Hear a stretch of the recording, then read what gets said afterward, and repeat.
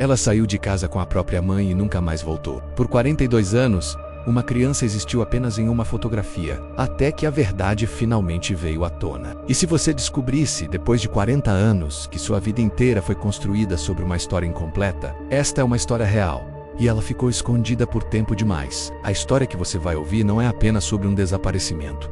Ela é sobre o tempo, sobre o silêncio, sobre uma verdade que se recusou a desaparecer mesmo depois de mais de 4 décadas. Algumas histórias não acabam quando os jornais param de falar nelas. Elas continuam vivas em arquivos esquecidos, em fotografias amareladas e principalmente na espera silenciosa de quem nunca desistiu. Esta é uma dessas histórias. Em uma fotografia tirada no início de 1983, vemos uma menina de apenas 3 anos. Ela usa um vestido branco de marinheiro, cabelo escuro preso em 2 Marias chiquinhas e sorri com a inocência típica da infância. Há um pequeno espaço entre seus 2 dentes da frente, um detalhe simples que se tornaria um símbolo de esperança por mais de 40 anos.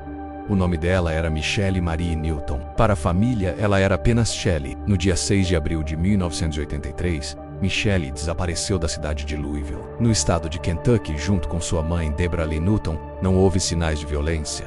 Não houve testemunhas, nenhum pedido de resgate, nenhuma cena de crime, apenas a ausência repentina de uma mãe e uma criança que deveriam estar começando uma nova vida. Naquele ano, os Estados Unidos viviam tempos comuns. Ronald Reagan era o presidente, músicas animadas tocavam no rádio, e nos bairros operários de Louisville, a rotina seguia previsível. Joseph Newton, conhecido como Joe, tinha 33 anos.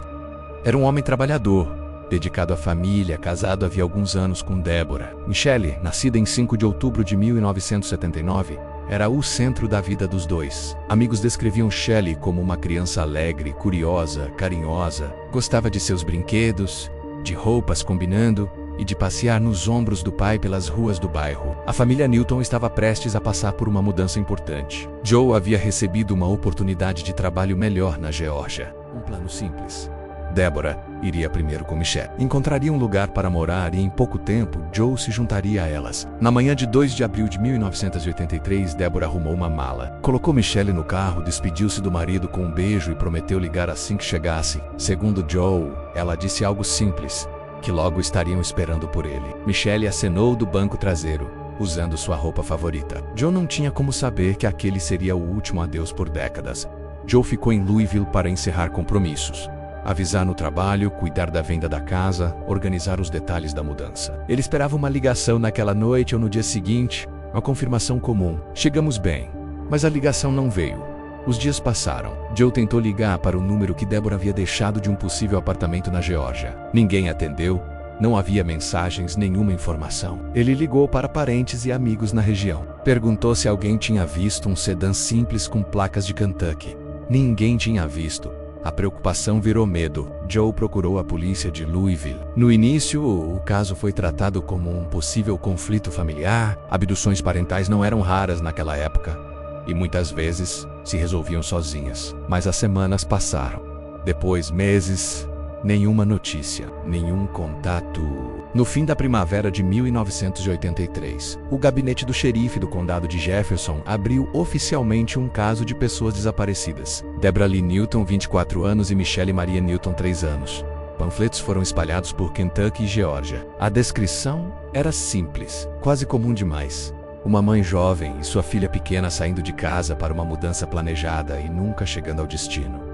Joe colaborou com tudo. Relembrou conversas, rotas, detalhes pequenos. Viajou pessoalmente para a Geórgia, bateu em portas, mostrou fotos, fez perguntas a desconhecidos. Nada. Nenhuma pista concreta. Então, entre o final de 1984 e o início de 1985, aconteceu algo inesperado. Deborah ligou para Joe. Foi uma ligação curta, tensa. Ela não explicou onde estava. Não disse por que havia desaparecido.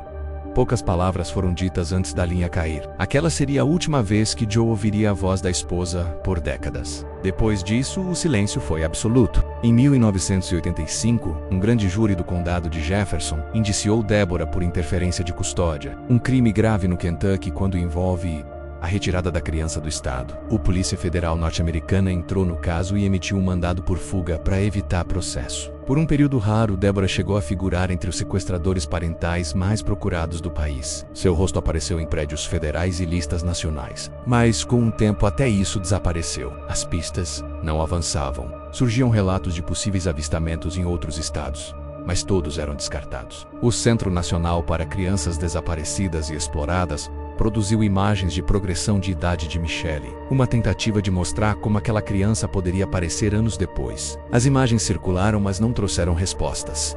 Para Joe Newton, o tempo parecia parado. Ele manteve o quarto da filha intacto, brinquedos no lugar, o berço montado, como se a qualquer momento ela pudesse voltar. Em entrevistas raras, ele dizia apenas que queria saber se a filha estava viva, nada mais. Enquanto isso, sob outro nome, em outro estado, Deborah seguia vivendo. Michelle crescia sem saber que era uma criança oficialmente desaparecida. Os anos passaram. Décadas. O caso se tornou um arquivo frio, ainda ativo, mas esquecido na prática. Detetives mudavam. O dossiê permanecia. Uma mãe, uma criança, uma mudança planejada e um desaparecimento sem violência. Um caso difícil de resolver. No ano 2000, o indiciamento de 1985 foi arquivado temporariamente por questões processuais. Não por inocência, mas por falhas administrativas causadas pelo tempo. Em 2005, o nome de Michelle foi retirado silenciosamente do Banco de Dados Nacional de Crianças Desaparecidas por falta de novas pistas. Joe só descobriu meses depois. Mesmo assim, nunca desistiu.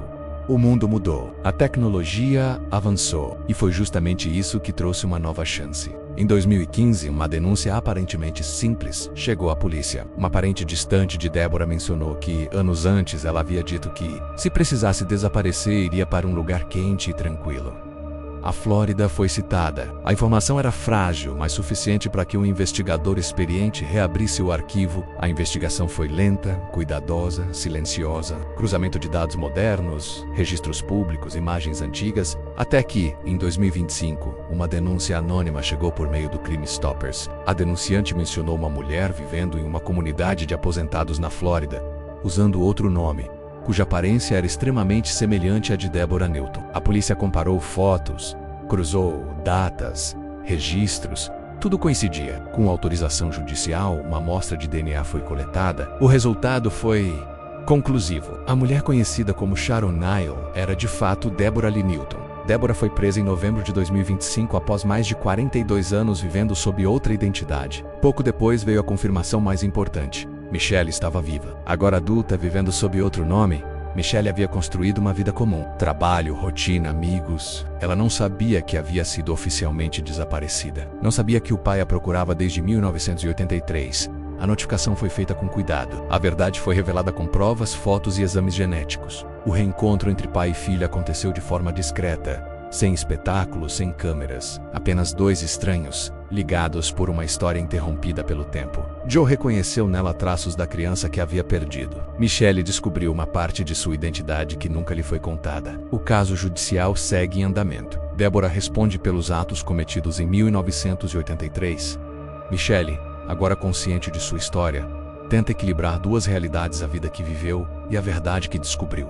Michelle até o momento mostrou-se imparcial em relação ao conflito do pai e mãe, afirmando que o que se passou não a coloca contra a mãe por quem naturalmente nutre uma relação de carinho há várias décadas. Michelle disse que a intenção é apoiar os dois nesta situação e tentar orientar e ajudar a encerrar este capítulo, para que todos possam seguir em frente. A menina do vestido de marinheiro não é mais apenas uma foto em um panfleto. Ela é uma mulher adulta, viva, com uma história real que atravessou décadas de silêncio. E essa história deixa uma pergunta inevitável: quantos outros casos ainda aguardam o momento certo para serem revelados? Se você chegou até aqui, curta o vídeo, compartilhe essa história para que ela não seja esquecida e se inscreva no canal.